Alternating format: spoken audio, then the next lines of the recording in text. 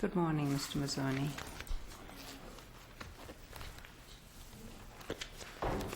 Good morning, Madam Chief Justice, and may it please the Court, Dean Mazzoni, Assistant District Attorney for the Suffolk District, on the Commonwealth's behalf. This Court should reverse the motion judge's ruling allowing the juvenile's motion to suppress, where the motion judge made clear errors of law that are not in line with this Court's previous jurisprudence regarding... Can I ask you just a procedural question? Certainly, Justice Spotsman. This arrest happened, if I'm remembering, in May of 2003. January 30th of 2003. January 30th, 2003. Well, we're almost 5 years beyond that. Where has the juvenile been between January 30th, 2003 and today? Well, we can block out a year. The last time this case was before this Court remanded the case to the motion judge for further findings and rulings, which she in fact made in March of 2007. And at that time, the Commonwealth filed another Rule 15 and requested that this case be sent to the full But the juvenile himself? I think for about a year he may have been defaulted, and then the motion happened on May of 2004, and then it was just the usual litigation. You know, But he hasn't been held. Absolutely not. He is on. No, I'm sorry if that's I meant, yeah. I apologize. Yeah, he has not been held. No. Mr. Mazzoni, Yes, Madam I Chief think Justice. we are somewhat familiar with at least some of the facts Certainly. in this case. Could you, and you started off saying essentially errors of law. Can you just direct me to what you think, where the trial judge, I mean, I've read your brief, so you don't have to repeat your brief, but sort of, if you were to point me to one place of her new order, what would you point to? I wouldn't say one place. I think it's Okay. like the argument I made before, which is it's an accumulation and accretion of details when viewed through the eyes of an experienced and trained officer. Can you just help me out? So Certainly. part of it is they see two guys standing outside. They see two juveniles standing In a outside high-crime store. area. Well, they're investigating a series of armed and they robberies. see a fellow look through a window. They see a fellow. They see the juvenile, Isaiah I, looking through the window of Ada's Market at 9:40 p.m.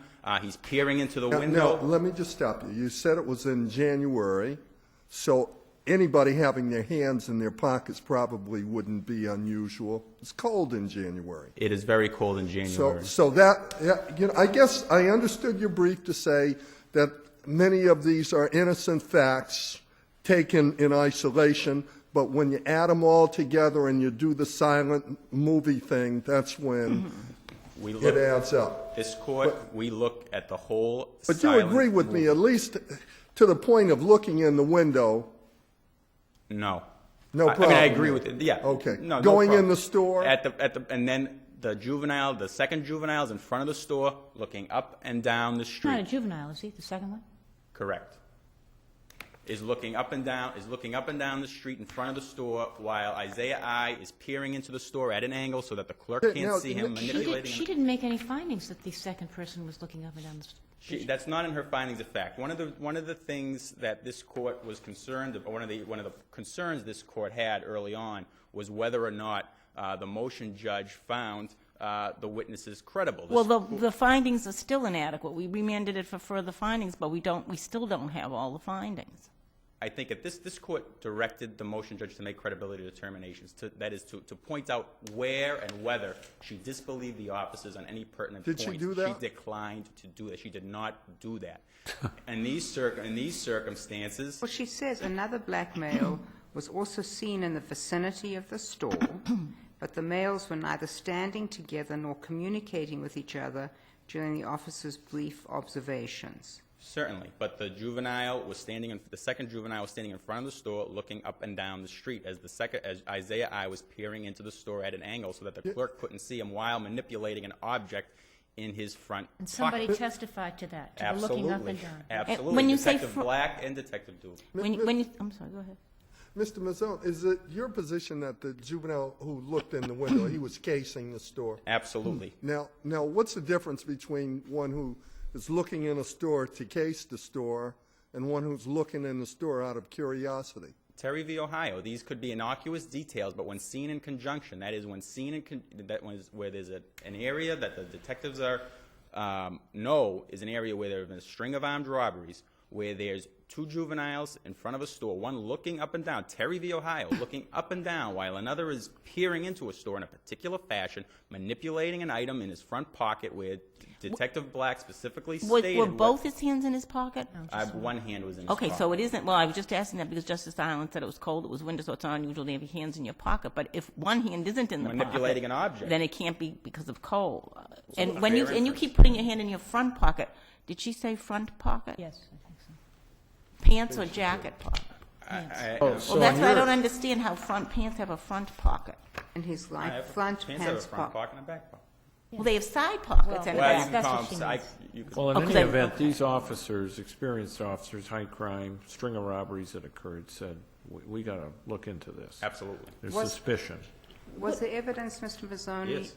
Was there evidence to support her finding that the officers, it was based on the officers' 10-second glance? Well, It took it's a matter of seconds. I can't say it was exactly 10 seconds, but it was quick. It was a rapidly unfolding series of events, which is what She the said police 10 officer- seconds. which is what detectives are usually faced with. Yes, Justice Mr. Spotswood. Mazzoni, doesn't, I take it you would say it is an error when she says as a conclusion of law that the stop was made when the officers got out of the car. I take it that you would say that the stop didn't occur, or the Until Detective Dugan says, "Don't move," and Yeah. grabs that gun Right. out of the Isaiah I's sock. so Absolutely. so you would not base the reasonable suspicion on this looking in the window by itself. Part of it, by right? itself, part of it. I think, well, the court's not asking me the question, so maybe I won't answer it. But I think at the point where the seizure occurs, there is certainly reasonable suspicion under Terry v. Ohio, and there is certainly Commonwealth v. Fraser reason to believe that the juvenile is armed and dangerous. Detective Dugan did what this court and the Supreme Court has always cautioned police officers to do, that is, just do what's minimally necessary to ensure the safety of yourself and others. He went for the sock, he got the gun. Well, the police officers get out of the car, and this guy goes in the store. Is that what He happened? makes eye contact with the police officers as they get out of their car. He further puts his hand deeper into his pocket. So and then there's walks into obviously the no store. seizure there. That's correct. And they're just Loriano. walking towards him, and he goes into the store after this glance that you talk about. Yes. And then he notices them down, as I recall the facts that she found, bending down, Yes. putting something in his sock. Yes. Still no seizure, in my Correct. opinion. Police officer can go in any store and start looking at people in the Absolutely. store. But by now, something in the sock Absolutely. clearly warranted, it appears to me, in saying, let me talk to you, or whatever he did, and then he found the gun. Absolutely. So the seizure really didn't occur, stop, seizure, whatever you want to call What do you it, do- until he's actually in the store. Absolutely. That's what I've argued from the beginning. Respectful. Yes, Madam Chief Justice. I'm just looking, I'm again trying to look at her, Certainly. 2007 findings and conclusions, and I'm looking at her conclusion. I think it's a I conclusion. have it in front of me. Yeah, on bottom of page 3, top of page 4, she said, never attempted a threshold inquiry. At no time did the officer identify himself to the defendant. Yeah, So- I think that's fair. So the stop is, Don't move. And that's when it's after the Correct. thing put in the sock. That's correct. in the After, just so the court knows, Detective Dugan follows the juvenile Isaiah I into the store. He turns to his left. The juvenile has his left side to Detective Dugan. Detective Dugan sees him putting what appears to him to be putting something with his right hand inside his sock. Then Isaiah I looks to his left, sees Detective Dugan, stands up, the pant leg drops, and immediately Isaiah I starts looking into the chips. But the pant leg dropping surely is not a factor here. Pant legs always drop when you stand up. Well, what it does is add credence to the idea that he's sticking something in the sock, that Isaiah I is sticking Well, something in clearly, the sock. yeah. Clearly at that point, people just don't start putting stuff in their socks in stores. Unless they're Well, may I stealing just ask you, something. what Well, it's about like the- DPA's. It's a concealment, is what it is. Could have been What about- stealing the chips or something, Absolutely. but he could have had a gun. Or he Turns could out have had been a gun. adjusting his socks. Certainly, but together, the whole silent movie, viewed through the eyes of experienced officers and detectives Dugan, Black, and Heron, surely as a matter of law, gave them reasonable Mazzoni- suspicion to believe that that juvenile, or a reason to believe that Mr. juvenile had a Mazzoni, weapon. Yes, Again, page 4. certainly. So this is where she goes through each of your facts, paragraph 4. Yes. They did not have reasonable suspicion. That's her legal conclusion. Based on the facts observed merely looking into a window, right? So just look at it through an innocence thing, right? Looking into, I think that's what Justice Island's, the import of his questions. So looking into a window, well-lit, open convenience store, correct? Correct. No reports or calls of any specific altercations or serious crimes taking place. She appears to mean at that moment, of that day. So, Okay. Did not recognize the defendant, correct? fair to say, yes. Nor the black male standing next to him as being involved with the department in the past. Correct. We had a case yesterday where they did recognize I know, somebody. And I'm not sure, I don't know which way that cuts. Not seen communicating with each other, but you're saying there's a critical piece because they weren't. Certainly, the second juvenile didn't say, the coast is clear as Isaiah I is peering into the window, but what he was doing was looking up and down the street. And trained officers, and frankly, laymen and laywomen can make an inference. So that's Absolutely. So based on the testimony, if we look at the testimony, Yes. that it's clear that these two were together. They were both in front of the store, that's correct. Okay. So that's a critical one. You can make an inference that they were acting in concert, and certainly the trained detectives could make that inference. Is that the only inference? That they were acting in concert? Yeah. It's an inference. Okay. They don't have, as this court has said over and over again, you don't have to disprove every... No, I understand. But the problem is her finding on page 5, at least as I see it, in paragraph 6. The decision to stop the defendant hinges solely on his action of peering into the window. That's not so. That's wrong. I think that's wrong. I don't think it matters, when they decide, the idea that, we've decided to stop. No, she says while at the same time placing his right hand in the pant pocket. But it doesn't take into account anything that happened in the That's store. correct, which is what I said last year. And there was no stop or seizure at that That's point. You right. cannot have a mental stop or seizure. That's right. It doesn't matter if they made that. Number one, there was no evidence that they made a decision to stop. They did say to themselves, I think we're seeing an armed robbery. There's evidence of that. Yeah, but that's of no significance to the That's legally correct. Absolutely. until they actually seize the guy. Of zero significance, Justice Greene. Yes, Justice When at the moment of seizure, did they have reasonable suspicion to believe that he had a weapon, or reasonable suspicion to believe that he had just stolen something, or both? I would say both. I don't know about the stolen something. Yes, I would say reasonable suspicion to believe he had a weapon. Reasonable suspicion to believe that he was dangerous, that he had a weapon. Fraser. Reasonable suspicion to believe that he was about to commit a crime, an armed robbery perhaps in the store, and even the stealing perhaps. But the pat frisk was specifically on reasonable suspicion to believe that there was a weapon. Absolutely, a Fraser type pat frisk grab. Although there is reasonable suspicion as well to think he was about to commit a crime. Which is Certainly that's all right, because he might have been stealing the chips, but they know there's all these armed robberies and seen all this other stuff and said, well, before we talk to this guy, we better see if what he put in his sock. And turns out it was a pistol. Absolutely. Did the judge render any findings on her conclusions about the credibility of the police? She never said anything about the credibility explicitly said anything about the credibility of the police. Having said that, this court certainly said in the Commonwealth versus Isaiah I-1, I guess we'll call this Isaiah I-2, that the credibility determinations were important, and that she had a problem with them, she should let this court know. But all these facts we've been talking about that she's found are directly from the police Absolutely. testimony. So she's obviously accepted the police testimony. Absolutely. She even added new facts, just drawing them back more from the testimony from the last time. But I see a problem, though she believed part of the officer's testimony, obviously, because she stated it in her findings. But should one infer that because she didn't adopt the rest of the officer's testimony, therefore she disbelieved that part? Not under the circumstances. I mean, how can we make any conclusion? Not under about that? under the circumstances. This court directed her to make credibility No. determinations, and to the extent that she once again recites the testimony based on the evidence presented, the conclusion is ineluctable. It is ineluctable that she, in fact, credited the officer's testimony. But it could be that she credited, you know, we always tell juries you can believe part of what a witness says and not the other part of what a witness says. Maybe she believed part of it. And I'm just saying, I'm not sure how we can say that she believed the part that she didn't, on which she didn't make findings, which is why I think she didn't You can satisfy our request. I think she implicitly did in the circumstances. Justice Botsford, do you have a question?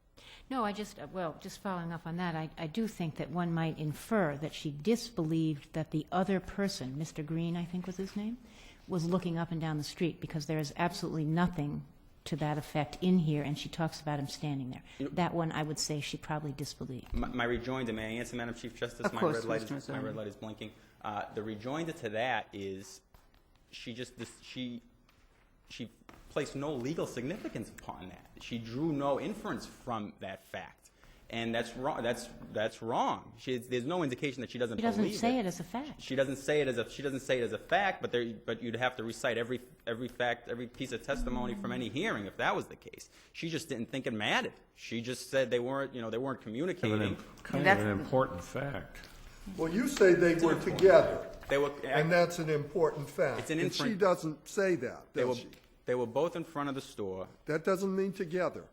Fair enough, but I think the inference can be drawn by the conduct of both juveniles that they were in fact acting in concert, and that is the silent movie that Detectives Dugan, Black, and Heron, experienced, trained police officers. But you don't need that. Yeah, you Because don't even need if it. the juvenile that we're talking about, Isaiah I, were alone, you would have the suspicion, the reasonable suspicion that you need. You don't need the second guy. I agree with you 100%. Well, you might or might not. I mean, you might or might not. I agree with you. I neglected to introduce, I No, it's believe, she is the co-writer of she my- is We know an her. excellent appellate advocate who She certainly appears is. before the court, and we recognize her. Thank you, Mr. So Mazzoni. once again, I thank this court for its time and attention and urge this court to reverse the motion judge's order. allowing Thank the you. motion. And Mr. Wiseman, you are an excellent appellate advocate who also appears, and we recognize you. Good morning, Your Honor. If I may start, the facts of this is the officers testified and the judge found that they came up to an intersection, saw my client from his back, inching towards the store, walking slowly with his hands in his pocket in the winter's day. They Hand. Well, they say hand. They didn't. I'm sorry. They didn't testify about the other hand. They didn't say, but they were talking about the one hand that was moving. Manipulating something. Manipulating something, and which is, of course, an innocent behavior. In 10 seconds, I don't, is that the correct fact, that as they were driving up, they saw him with his hand in his pocket? I thought that it was while they were stopped. They stopped at the intersection. They were Right. driving up, they stopped at the intersection. They saw him, and his back was towards them as he was approaching the door. He was moving to the door the whole time. What the officers testified is that from 10 to 15 seconds of making this observation, they decided an armed robbery was occurring. And that's not reasonable. There's nothing reasonable about Why? How long does it take? Not If you see what's somebody occurring. holding a gun, it takes you no time. Exactly. Yeah, but why isn't 10 seconds enough? Because he was merely putting his hand in his pocket. They knew they were armed robbers. But that's of no legal significance. There's at no that legal significance to justify the stop. No, it's, It doesn't matter. Stop They him could at that point. investigate, couldn't they? They could- Certainly, but that's all there is to it. They decide. They decide right off that an armed robbery is occurring. So And that what? part is- So? I'm just They saying that could be part is not wrong. reasonable. That's of no legal significance. What's of significance is once they go in the store and see him doing what he's doing. Okay, again, this is what the judge found, and this is what I'm arguing, is that they then immediately pull up as he's about to enter the door. They haven't stopped him or seized him at that point. That's correct. But he's not doing anything that would lead one to believe that he's going to rob the store. But she Fine. makes a finding, a specific finding, that he turned around, saw them, looked at the cruiser, and quickly walked in the door. Boss, let me correct that. He did not look at a cruiser. What he looked at was an unmarked vehicle Well- where the police were not in uniform, and there was no reason to believe that he knew that they were police officers. he was going into the store at the time. That's a finding that the Commonwealth wants you to find, that the judge didn't find. that He just said the because defendant looked at the unmarked cruiser and quickly walked into the store. Correct, but it's not as if he saw the police. And are walked you going away to from the suggest to police. me that this unmarked, probably Crown Vic, he didn't recognize? I don't think it's reasonable to assume that everybody who lives in a certain community is going to know that a Crown Victoria is a police officer. Well, I if they didn't know don't by now. Well, I think that we do because we're in this business and we learn that. I wouldn't have known that, that a Crown Victoria is a Can undercover I ask you a different question, just continuing on? So as the detective approached, right, he noticed the defendant bend down towards his right foot, and the detective stated that it appeared he was placing something in the right sock.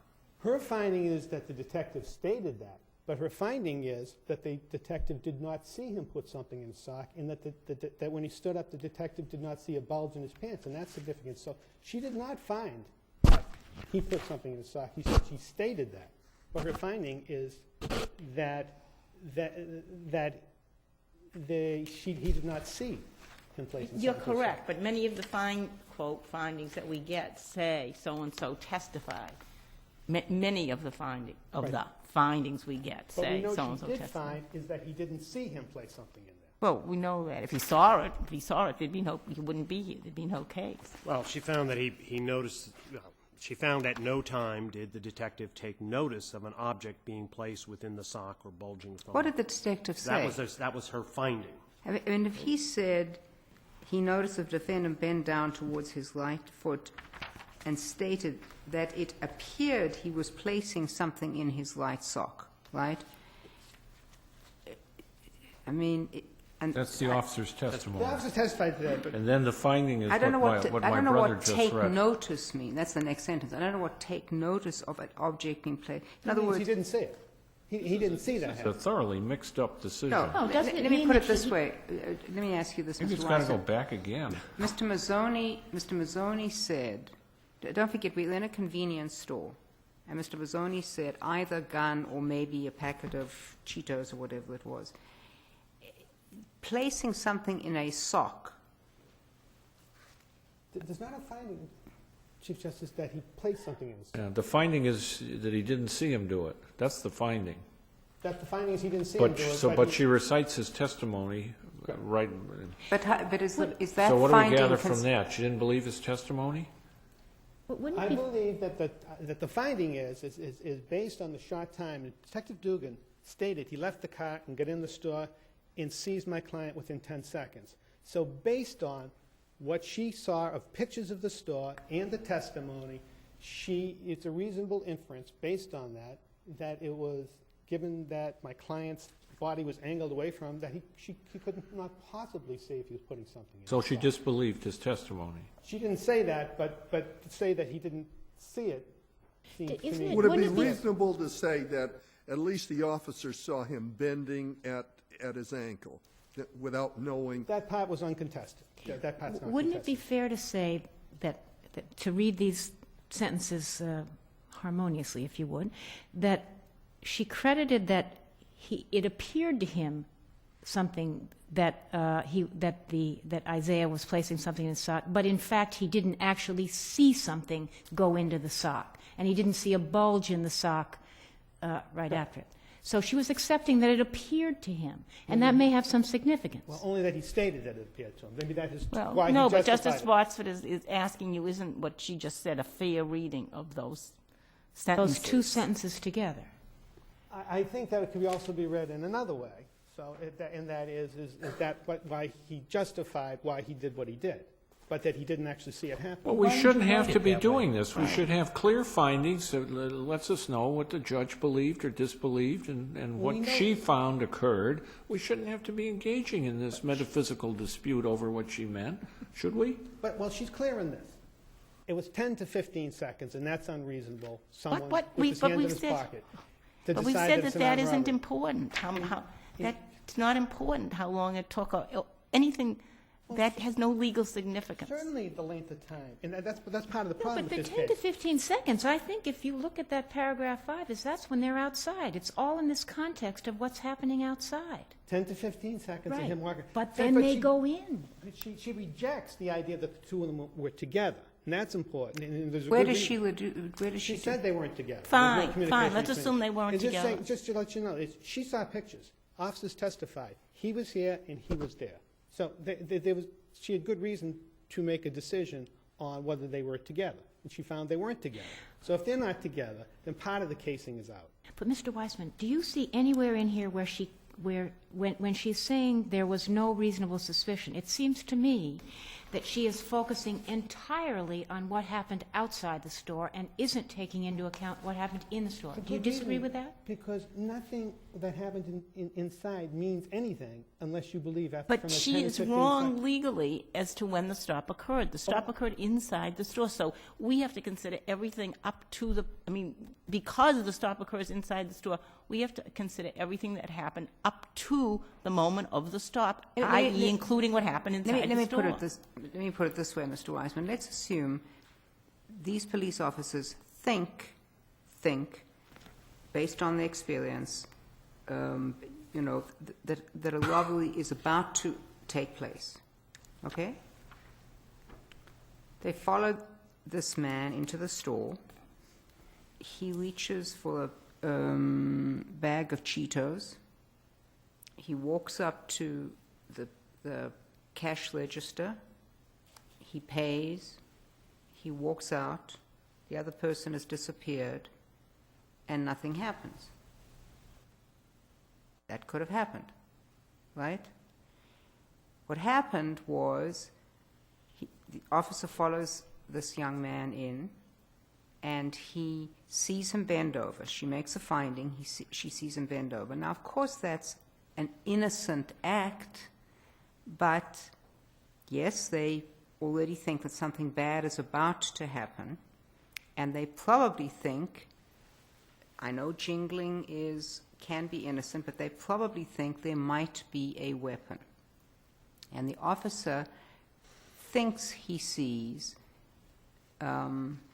this man bend over and place something in his right sock. Can I just be clear? That I concede, and I believe the judge finds that the stop is in the store. But there's only these two behaviors. The watching him from the back for 10 to 15 seconds as he's walking towards the store. Completely innocent behavior. Putting his And- hand in his pocket, manipulating something in his pocket, you left that out. Yes, I mean, personally, I do that all the time. Okay, but you Jingling left is- that out. Okay, hand in pocket, manipulating something, walking towards the store, back towards the police officer, 10 to 15 seconds, that's an armed robbery, let's go in and stop him. I understand the stop happens in, but the decision to stop is made Oh, outside. what? So then there's another innocent behavior, and that innocent behavior is of no significance unless it's reasonable to assume that there's an armed robbery from the 10 to 15 seconds. So the innocent behavior is someone bending over, either manipulating a sock, putting something in his sock, or doing something to his pants. All of the other cases, that search and seizure cases, have much more, less innocent behaviors. For instance, in DePisa, where the police officers talked to the person had this straight arm. I remember the straight arm, yes. The straight arm, but the police went up and talked to the person with the straight arm. They didn't stop and search him because he had a straight arm. They went to talk to him. And while they were talking to him, the person was furtive, nervous, wanted to get away, and the person reached in his pocket with his left hand to get his identification. And there was something heavy in the right pocket, which led the officers to believe that he might be armed. So that is a behavior that is kind of idiosyncratic, and it's a number of things that add together. Here, really, the decision that an armed robbery is going on is the 10 or 15 seconds of watching someone manipulate his hand in his pocket as he's walking towards the store. And just because it's a high crime area, that's not enough. Well, That is a hunch. I think you may be right that perhaps the high crime area factor may be overused, but why in this circumstance where the police were specifically investigating a string of armed robberies occurring recently in that area? Why isn't that an important Well, it was a string of robberies. There's no armed robbery description of what happened, but it was a lot of purse snatchings. And they were doing purse snatchings that night. But And she armed robberies found- and person. Right. She but that- found armed robberies and purse snatchings. That's correct. But that's what they testified to. But the officers didn't testify that there were armed robberies in which people were robbing convenience stores or such stores as that. They did not know this young man, and they just saw him. They obviously didn't know who was committing these armed robberies. That's correct. That was what they were investigating. That's correct. So the fact that they didn't know these people, I don't But there's no connection between this store and armed robberies or these type of robberies. Mr. Wiseman, let me ask you this. What do you say the police should have done when they saw something that they thought might be the precursor to a robbery? Should they have just driven past? You don't think there's any problem with them observing people? May I say this, Justice? Yeah. I believe it's unreasonable after 15, 20 seconds to assume an armed robbery is occurring in those facts. But in DePisa and all other matters where they believe that someone might be armed, they went up and talked to the person. And Here, they followed this fella into the store. they did. They And- saw him do something at his ankle, And they immediately, he and was and immediately they told searched. him not to move. Correct. You say they overreacted? I'm saying it's not reasonable to assume that he had a firearm in those facts. And that's Mr. what the judge Wiseman, found. she finds as a fact that whether it's, he didn't take notice or the officer states that he saw that paragraph, that the defendant did nothing to place the officer in fear of his safety or the safety of others. Was there evidence from the officers that they did not fear for the officer, that he didn't fear for his own safety or the safety of others? Well, there's no testimony to that, but it's reasonable inference if they believed he was armed and if they believed he was going to rob the store, that would justify the search. My argument is it's not reasonable, and that's what the Judge German found. Okay. Thank you, Mr. Thank you. Wiseman.